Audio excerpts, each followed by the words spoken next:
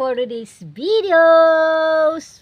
Tiyak kong makaka-relate ang mga batang 90s noon sa aking kinakain. Ito po siya oh.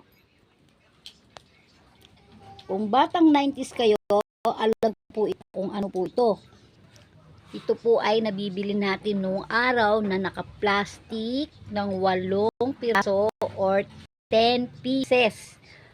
Ito po ay kinakain namin noong mga bata pa kami 90s. So may nagbigay po kasi sa akin ito kanina. Kaya akin po siyang inilaga. Pagkalabas po namin ng school, galing sa school, may nagtitinda po ng ganito sa labas ng school. Naka-plastic po siya. 10 pieces or 8 pieces. Pwede din itong isawsaw sa asin or bagoong. Ito po yung mini-merienda namin pagkagaling sa school. Tapos, minsan bumibili kami nito.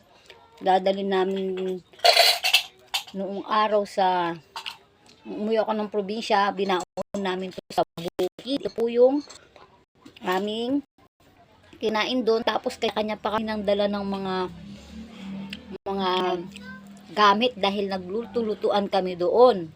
Nagluluto kami doon ng lugaw or sampurado. Kanya-kanya kaming dala ng mga gamit kagaya ng bigas, bawang sibuyas, mantika.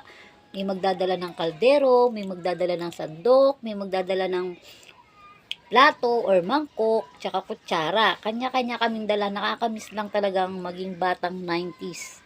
Ayun dati ang mga laro namin noong araw. Hindi katulad noon.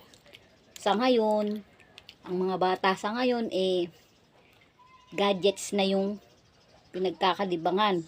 Kami noong araw habulan lang, tapos luto-lutuan, mga ganun.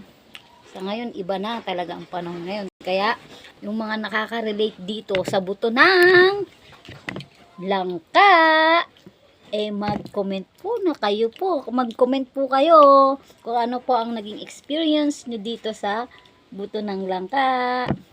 Ang sarap guys, oh.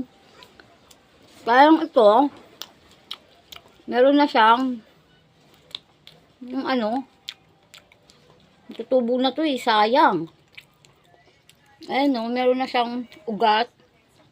Nagiging langka na rin siya kapag tumubo na. Pag tinanim mo to, mga isang linggo lang siguro, tutubo na to, magiging langka na.